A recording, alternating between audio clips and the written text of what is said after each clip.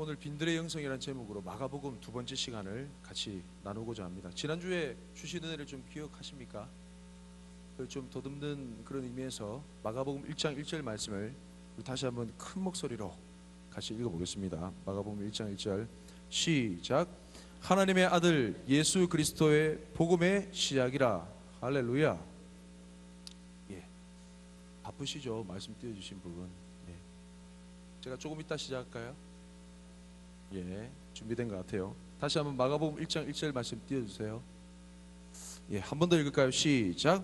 하나님의 아들 예수 그리스도의 복음의 시작이라. 성경 원어 본문에 보면 이 본문 말씀이요, 시작이라 라는 말씀으로 시작돼요. 시작이란 단어가 맨 처음 등장합니다. 이 마가복음이 1장 1절의 그 여우는 시작을 얘기합니다. 할렐루야. 아르케라는 원어인데 시작을 얘기해요.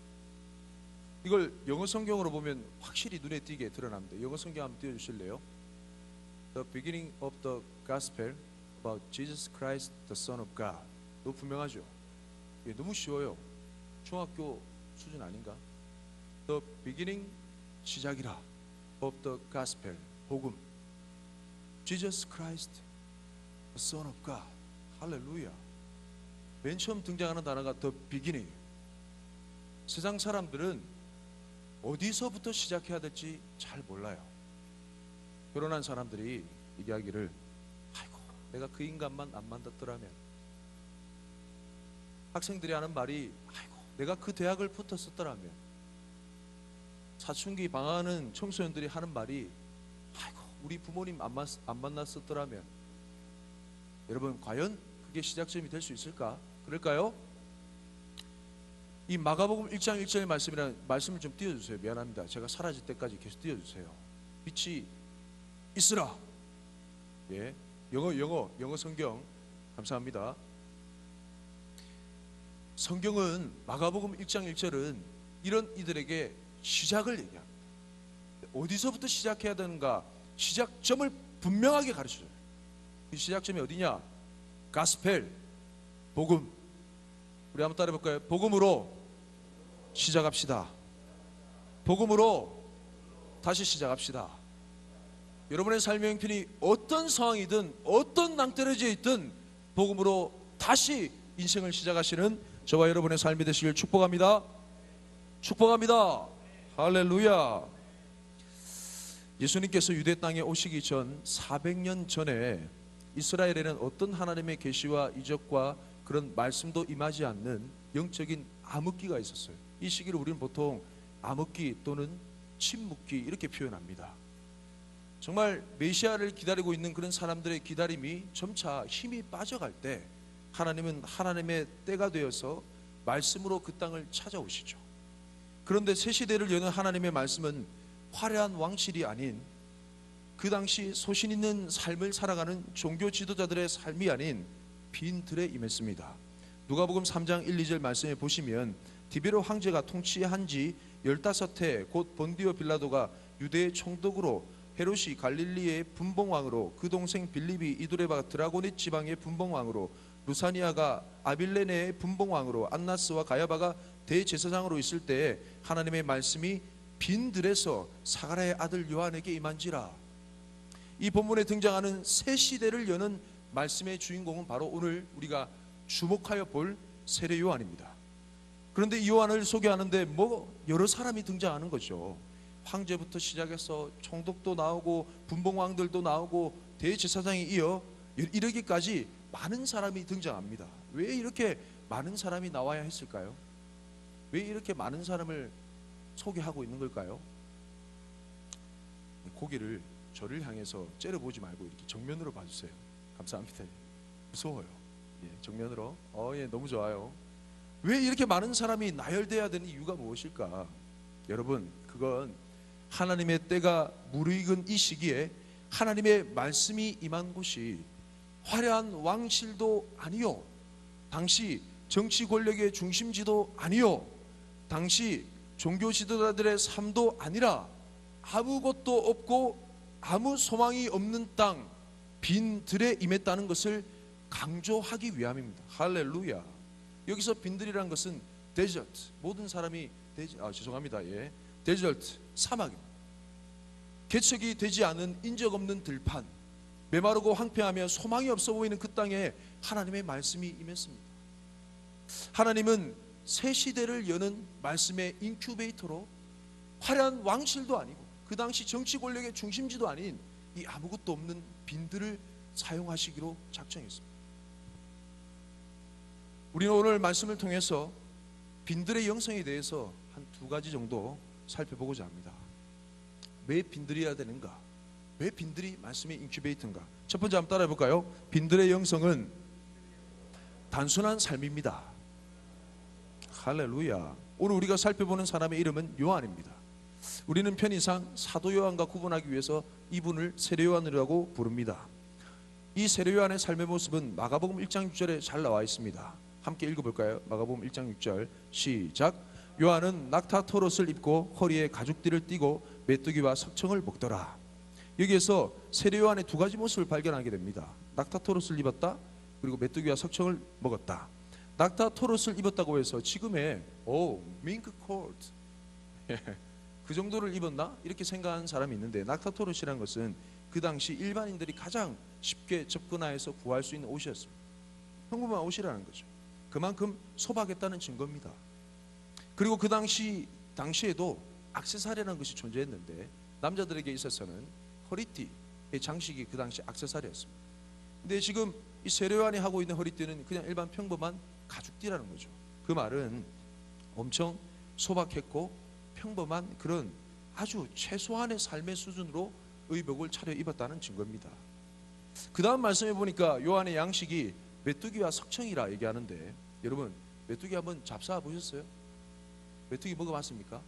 TV에 보니까 그 삼둥이도, 송일국 씨 세 아들 삼둥이도 메뚜기 잘 먹던데, 누구 얘기를 들어보니까 참 맛있다는 소문이 있는데 저는 아직까지 안 먹어봤습니다. 그 당시 메뚜기를 먹었다는 것은 경제 활동이 전혀 되지 못하는 사람이 먹는 양식이 바로 메뚜기였습니다. 경제 활동과는 거리가 먼 그냥 홀로 독립해서 사는 사람의 양식이 메뚜기죠. 청렴했다는 거죠. 아주 기본적인, 기본 이하의 삶을 살았다는 겁니다. 그 다음 또 다른 양식은 석청입니다. 꿀이죠, 꿀. 이 석청이라는 것은 아주 평민이, 가난한 사람이 먹었던 디저트였습니다. 디저트. 그러니까 이 세례 요한의 삶, 간단히 말하면 가장 기본적이고 가장 검소하고 가장 단순한 삶이었다는 거죠. 이 삶의 태도가 영향을 준 것은 그의 사역이었습니다. 이 단순한 삶을 통해 그의 능력 있는 사역이 펼쳐졌는데, 한번 따라해 볼까요? 잃을 것이 없는 사람은 두려움이 없습니다. 할렐루야. 왜 세상이 한국 교회를 향한 조롱과 비난을 쏟아내면 우리 마음에 분노가 치밀어 오를까요? 왜 한국 교회가 똑같은 한국 교회를 향해서 이빠른 소리, 쓴소리를 왜 내뱉지 못할까요? 왜 한국 교회가 세상을 향해서 소신 있는 목소리를 왜 내지 못할까요? 그건 잃을 것이 많아졌기 때문에 그렇습니다. 우리가 그동안 쌓아놓은 것들이 너무 많아서 그렇다는 거죠. 우리의 명성, 우리의 규모, 우리의 위치 때문에 그렇게 못하는 겁니다. 근데 세례 요한의 삶은 결코 그렇지 않았습니다. 마가복음 6장 17절부터 20절까지 말씀 한번 볼까요?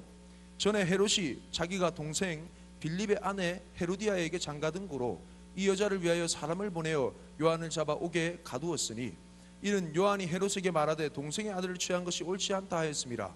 헤로디아가 요한을 원수로 여겨 죽이고자 하였으되 하지 못한 것은 헤롯이 요한을 의롭고 거룩한 사람으로 알고 두려워하여 보호하며 또 그 말을 들을 때 크게 번민을 하면서도 달갑게 들음이러라. 자, 들어보세요. 이 내용을 간단하게 설명하면 이렇습니다. 그 당시 갈릴리 지역을 다스리던 분봉왕이 헤롯 안티파스라는 헤롯 안디바였어요. 여기 나온 헤롯입니다. 이 사람이 분봉왕이란 것은 그 로마를 총 4구역으로 나눠가지고 그 중에 한 구역을 다스리는 왕, 영주 같은 사람이었어요. 그 지역을 다스리는 이 헤롯 안티파스가 그 동생, 다른 곳에 있는 분봉왕 빌립의 아내 헤로디아에게, 헤로디아를 만나자마자 첫눈에 반해버린 거야. 얼마간의 연정을 품고 있다가 20년 동안 살았던 그 아내를 버려버립니다. 와이프를 체인지 해버려요. 여러분, 자매들 잘 들으세요. 이런 형제들 만나지 마세요. 정말 그렇죠. 20년 동안 잘 살았던 그 아내를 갈아치워버려. 자, 형제들 따라합시다. 내 여자는 내가 지킨다. 똑바로 하네. 자, 따라합시다. 내 여자는 내가 지킨다. 알겠습니까? 그 빈들의 세례요한한테는 하나님의 말씀이 임했는데, 빈들에 있는 최병훈 목사한테는 이 드라마가 임해가지고 참, 그녀는 예뻤다. 주여. 제 아내를 부르는 호칭이 달라 했습니다. 잭슨. 알만한 사람은 알도다. 기도와 말씀에 좀 아시니까. 거기 나오는 그 사람 중에 최시원 같은 남자 없어요? 자매들이요, 좀 그런 남자를 만나세요. 장난기 있는 그런 모습이지만 자기 여자는 자기가 책임질 줄 알잖아. 할렐루야.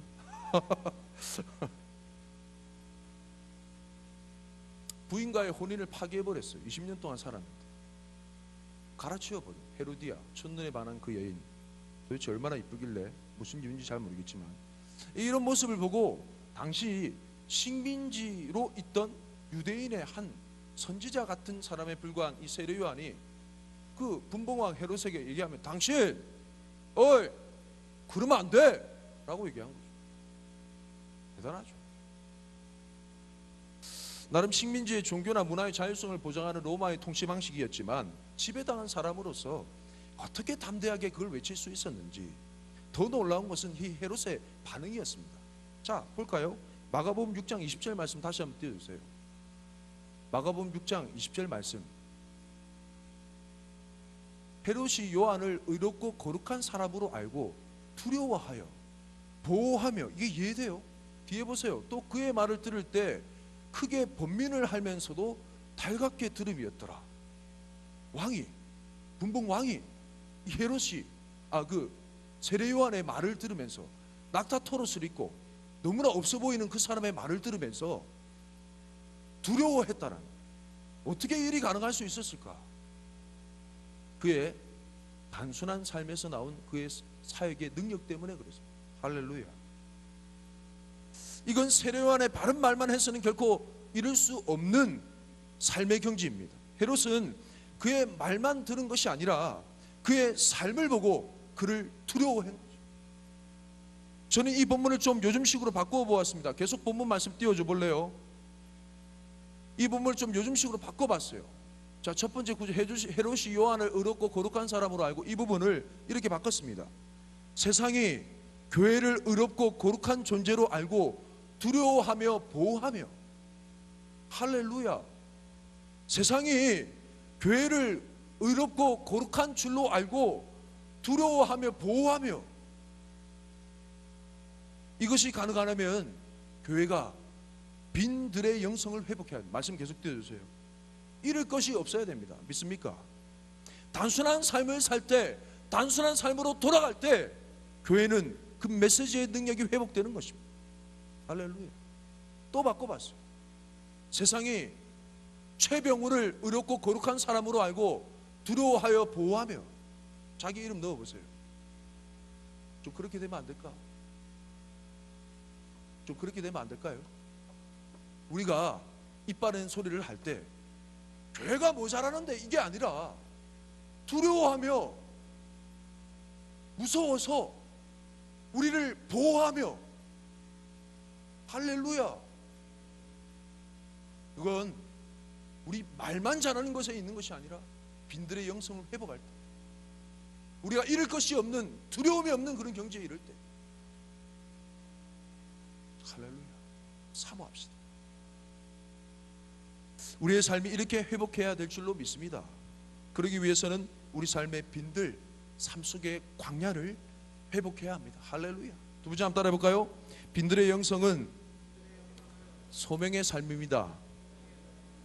세례 요한의 아버지는 사가랴, 어머니는 엘리사벳이라는 경건한 제사장 집안의 사람이었습니다. 세례 요한. 성경에는 이 두 사람이, 아까 얘기했던 사가랴, 엘리사벳, 이 두 사람이 하나님 앞에 그 율례나 규례를 흠이 없이 지킨 아주 경건한 인물로 소개합니다. 그 경건하고 모범적인 가정에 문제 하나가 있었으니 불임 가정이었어요. 그리고 나이가 많았습니다. 아이가 없었고 임신이 되지 않고 그리고 나이가 많아버렸어요. 그런 문제가 있었습니다. 여러분, 참 놀라운 것은 정말 주를 잘 섬기고 경건하게 섬기는 가정 가운데 그 문제 하나가 하나님 보실 때 은혜로 변화되어 새 시대를 열어가는 놀라운 능력의 도구가 되는 줄 믿으시기 바랍니다. 이 가정에 있는 문제를 주님께서 받으셨어요. 그리고 그걸 기적의 도구로 삼으십니다. 너무 성경은 흥분돼요. 너무 성경은 익사이팅합니다. 기대가 됩니다. 에너지가 넘쳐요. 할렐루야. 이 결핍과 부족 가운데 이 가정 가운데 하나님께서 역사하십니다. 사가라가 정한 기간이 되어서 성전에 봉사를 하고 있을 때 가브리엘 천사가 나타납니다. 가브리엘 천사가 이때 당시 좀 많이 바빴어요. 마리아에게도 나타나야 됐고, 많이 바빴습니다. 이 사가라에게 나타나서 너가 아들을 낳게 될 것이다. 이름을 요한이라고 불러라. 모태로부터 성령의 충만함을 받을 것이다. 라는 기적과 같은 있을 수 없는 얘기들을 합니다.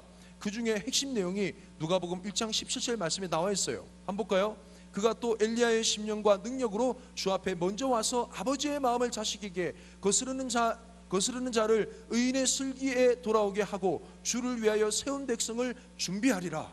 가브리엘 천사는 요한이 말라기 4장 5, 6절에 나오는 선지자 엘리야의 사역을 행할 것이라고 예언하는 거죠. 나중에 요한이 태어나고 아버지 사가라가 성령의 충만함으로 하나님을 찬미할 때 자신의 아들이 예수님의 길을 예비할 것에 대해 예언을 하게 됩니다. 그게 누가복음 1장 76절에 나와 있습니다. 이 아이여, 내가 지극히 높은 이의 선지자의 일컬음을 받고 주 앞에 가서 그 길을 준비하여. 요한은 이 말씀의 약속대로 엘리야의 심령과 능력으로 살게 됩니다. 경건한 제사장 집안에 있던 그는 성전 가운데서 봉사할 수도 있었지만 그가 자라는 환경을 어디로 선택하는가? 빈 들로 선택하는 거죠. 왜냐하면 그는 엘리야의 심령과 능력으로 살 운명이었다는 사실을 잘 알았기 때문입니다.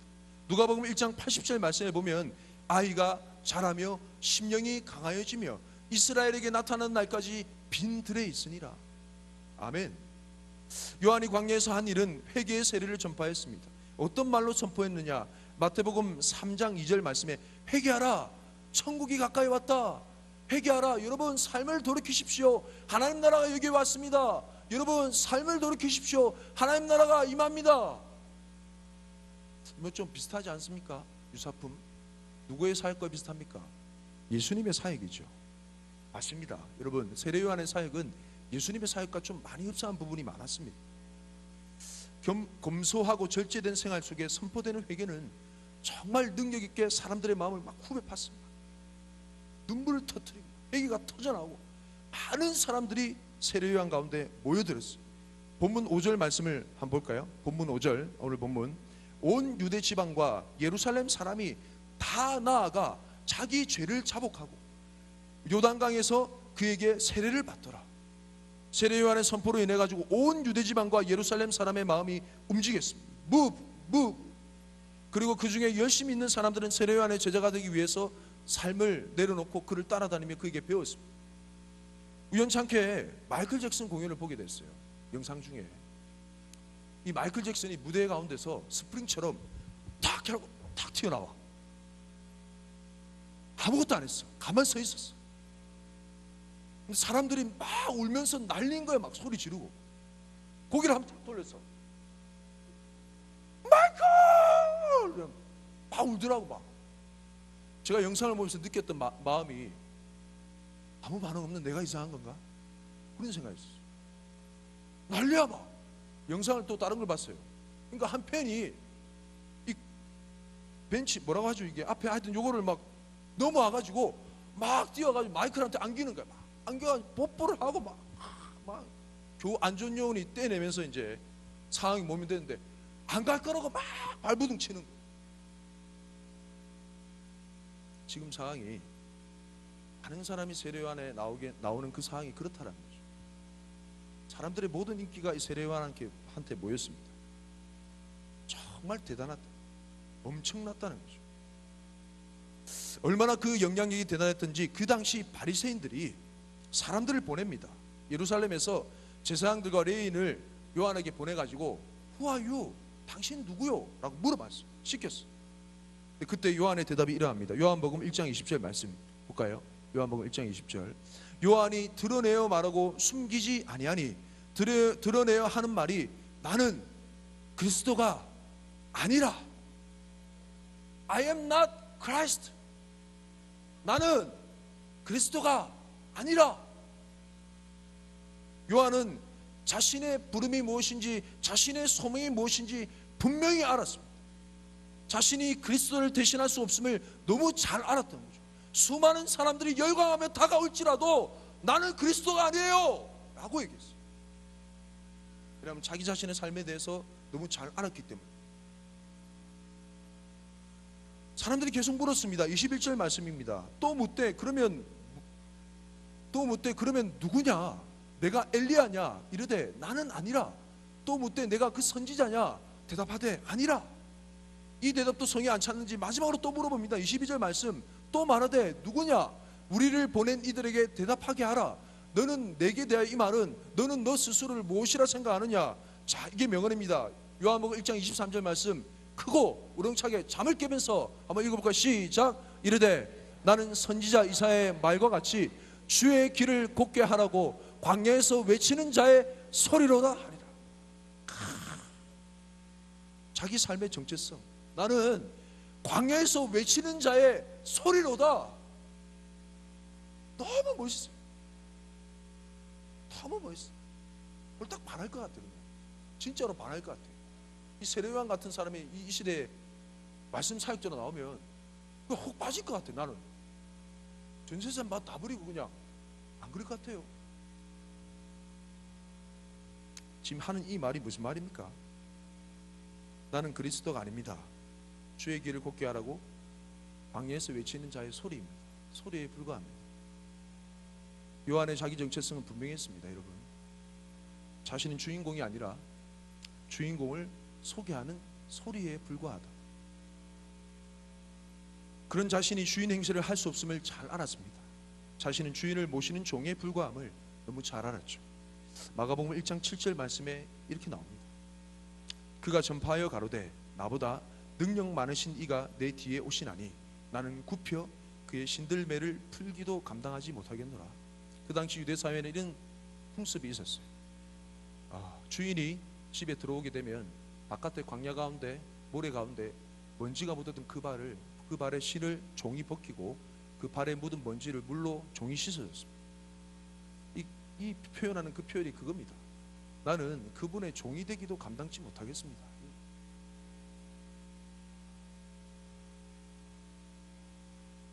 요한은 자신의 소명이 어디까지인지 알았습니다. 나는 주인공이 등장하면 난 빠져야 해. 이것이 그의 인생의 슬로건이었습니다. 그래서 그는 요한복음 3장 30절 말씀에 유명한 말을 남기죠. 한번 읽어볼까요? 이거 시작. 그는 흥하여야 하겠고 나는 쇠하여야 하리라 하니라. 그가 고백한 말대로 요한은 헤롯의 아내 헤로디아, 아까 쓴소리를 했다고 얘기했죠. 입 바른 소리를 했어요. 그 헤로디아에 의해 목배임을 당하게 됩니다. 예수님의 생애를 총 5단계로 나누는데 유아기, 준비기, 그 다음에 전성기, 순환기, 부활기. 근데 예수님께서 준비기에서 전성기로 넘어가는 그 계기가 되는 한 사건이 있었으니 요한의 죽음. 참 공교롭죠. 참 희한하죠. 세례 요한의 장렬한 죽음이 예수님 시대를 여는 그 출발이었다는 거죠. 가을이 되니 시가 하나 떠오릅니다. 서정주 시인의 국화협에서. 음악 안 깔리나요? 네, 괜찮아요. 괜찮습니다. 한 송이 국화꽃을 피우기 위해 봄부터 서쪽 새는 그렇게 울었나 보다. 여러분, 서쪽 새의 울음소리를 들어보셨습니까? 제가 뭐 흉내는 낼 수 없고 그렇게 구슬플 수가 없습니다. 밤에 들으면 좀 음산하기까지 해요. 무서워요. 한 송이 국화꽃을 피우기 위한 구슬픈 서쪽 새의 울음소리 마냥 세례 요한은 장렬한 비명소리와 함께 예수님 시대를 알리며 이 세상을 떠났습니다. 할렐루야. 너무 멋진 삶이죠. 마지막 세 번째 따라해 볼까요?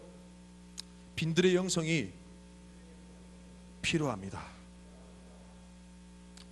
예수님은 세례 요한을 향해 이렇게 말했습니다. 여자가 낳은 자 중에 세례 요한보다 큰 이가 일어남이 없도다. 어떻게 시대적으로 이렇게 대단한 인물이 나올 수 있었는가? 그것은 빈들이라는 인큐베이터가 있었기 때문입니다. 왜 빈들이어야 하는가? 이 세례 요한 같은 사역을 감당하기 위해서는 이 빈들이 필수적으로 필요했다는 거죠. 오늘날의 교회, 한국 교회, 정말 세상 가운데 능력이 있을 만한 이 세례 요한과 같은 주님의 다시 오실 길을 예비할 만한 그 능력의 사명을 감당하기 위해서는 여러분, 우리 빈들의 삶을 회복해야 됩니다. 광야의 삶을 회복해야 됩니다. 아무런 소망이 없어 보이고 아무것도 갖춰져 있지 않는 너무나 척박한 그 삶의 환경이 필요하다는 거죠. 지금 그 길을 걷고 있는 사람이 제 마음속에 몇 명 생각이 납니다. 여러분 기뻐하십시오. 할렐루야. 주님께서 여러분 삶 가운데 역사하십니다. 제가 주중에 있었던 일을 좀 나누고 말씀을 좀 마무리할까 합니다. 많이 나눴어요. 목요일도 나누고 했는데 제가 쓰레기 차를 보면서 하나의 묵상이 터졌어요. 가을이 되니까 이 가을 남자 추남 최병훈 자꾸 묵상이 막 터지는 것 같아요. 쓰레기 차를 봤어요. 냄새가 많이 나지. 평소에는 막 피하는데 그분들이 일하는 모습이 참 인상 깊게 보였습니다. 인사를 했어요. 수고 많으십니다. 되게 당황해 하시더라고. 제가 웃어드렸어요. 너무 수고 많으시니까. 제가 그 차를 정리하는 청소부가 되었다 가정하면서 묵상이 좀 열렸습니다. 이 쓰레기 청소하는 차를 몰고 이 쓰레기를 수거하는 이 삶을 살면 정말 깨달음이 많겠구나. 두 가지 깨달음이 좀 생겼어요. 하나는 우리 인생은 정말 지저분한 존재구나 라는 사실을 끝까지 잊어버리지 않을 것 같아요. 왜냐하면 우리는 싹 다 치워져 있죠. 그리고 쓰레기를 정리하고 밖에 내보내니까 우리는 깔끔한 줄 알고 생각하는데, 여러분 인생을 한번 돌아보세요. 우리는 끊임없이 배설물들 먹으면 싸야 되죠. 뭐 음식 휴지 막 이렇게 닦으면 다 이제 그 냄새나는 걸 다 버려야 되죠. 음식 쓰레기 나면 더 버려야 되잖아. 우리는 어떻게 보면 끊임없이 지저분한 존재예요. 더러운 존재입니다. 사람을 너무 긍정적으로 보지 마세요. 사람은 끊임없이 더러운 배설물들을 보이는 죄인에 불과합니다. 주님의 은혜가 임하니까 우리는 의인처럼 여겨주신 거죠. 할렐루야. 두 번째, 이 쓰레기차를 보면서 깨달은 게요, 가장 냄새나고 더러운 그곳에서 세상의 깨끗함의 시작을 봅니다. 우리는 길거리 나아가 보면 그 청소차에 의해서 다 주워 담아진 너무나 정돈되고 깨끗한 거리를 봐서 세상이 참 깨끗하구나 라고 생각하지, 그 깨끗함의 시작이 어디서부터 오는지는 한 번도 본 적이 없잖아요. 근데 그 청소차에서 비로소 세상의 깨끗함의 시작을 우리는 발견하게 됩니다. 사랑하는 청년 여러분, 정말 세상을 뒤집어 엎을 만한 묵상과 생각이 어디서부터 나올까요? 정말 세상을 바꿀 만한 혁명적인 아이디어, 묵상, 능력의 말씀, 사역 어디서 나올까요? 다 갖춰진 그런 환경, 다 있는 그런 환경, 너무나 편안한 그런 환경 가운데서 나올까요? 아니요. 빈들로 가요. 아무것도 없는 그곳, 아무 소망도 보이지 않는 그곳에 하나님의 말씀이 임하니까 전부로 받아지는 거죠. 우리가 지난 주 중에 히스기야 말씀을 나눴어요. 너무나 힘든 생활 가운데, 너무나 어려운 순간 가운데, 죽을 병에 걸리는 그 순간까지 가서 기도 가운데 히스기야가 만났던 것은 전능하신 하나님을 전부로 체험했어요. 하나님밖에 없음을 깨달았던 거야. 여러분, 모두 다 갖춰진 그런 환경 가운데 있으면 여러분, 주님이 아쉬울까요? 하나님의 말씀이 정말 능력으로 다가올까요? 천만의 말씀, 빈들이 필요합니다. 광야가 필요해요. 죄송합니다. 하나만 더 나누고 말씀 마무리할게요. 당신은 사랑받기 위해 태어난 사람. 이 사람 작곡자 누군지 알아요? 지금 목사님이 되셨던 것 같은데 이민섭 목사님이란 분이에요. 저는 그분의 간증을 잊을 수가 없습니다. 이 노래가 어떤 배경 가운데, 어떤 빈들 광야 가운데 탄생인지 압니까? 자신의 가정을 오픈하시더라고요. 필요했는가 봐요. 간증 집회에 갔었는데 그분이 얘기하기를 자기 아버지는 거의 알코올릭이래요. 알코올 중독자랍니다. 술만 드시면 사람이 짐승처럼 보이는, 계속 때린다. 사정없이 엄마가 오든 아들이 오든 눈앞에 보이는 게 없는 거예요. 그 손에 뭐 잡히는 거면 다 때린대. 그게 부엌칼이 되든 나무 막대기가 되든 죽을 뻔한 적도 너무 많았대요. 그때 당시 간증하는 그 당시까지도 아버지를 전도 못해서 너무 힘들어 하시더라고요. 자기 자신의 기도 제목이라면서 기도해달라고 요청하더라고요. 그런 그분이 당신은 사랑받기 위해 태어난 사람, 이란 노래를 지었어요. 깜짝 놀랐어요. 저는 정말 삶이 해피하고 좋은 사람이 그 노래를 지은 줄 알았어요. 여러분, 그 노래의 영향력 알잖아요. 뭐지? 개그우먼 이영자, 그분도 그 노래를 통해서 펑펑 울면서 위로를 많이 받았다고. 수많은 사람들이 그 노래를 부르면서 삶의 위로를 많이 얻었어요. 생명과 같은 위로죠. 죽을 것 같은 상황 가운데. 여러분, 그 이유는 그 노래가 빈들 가운데서 태어났기 때문에. 세상을 바꾸는 힘, 세상을 바꿀 만한 혁명적인 이야기들, 스토리들 어디서 나올까요, 여러분? 어디서 등장할까? 인텔리한 그런 곳, 학위, 공부, 삶의 경험, 노하우, 천만의 말씀. 정말 세상을 바꿀 만한 혁명적인 이야기들, 세상을 바꿀 만한 그들의 삶 가운데, 절망 가운데 소망의 빛을 보게 할 만한 생명력 있는 이야기들, 스토리들 어디서 나올까요? 빈들로 가야 됩니다. 우리 삶을 자체에서 빈들로 가야 된다. 내가 장담하건대 지금 하나님밖에 없는 인생은 가장 행복한 인생이에요. 절망하지 마세요. 바로 그겁니다. 그렇기 때문에 우리에게 복음이 필요한 거예요. 여러분, 우리 빈들에서 만날까요? 기도하겠습니다.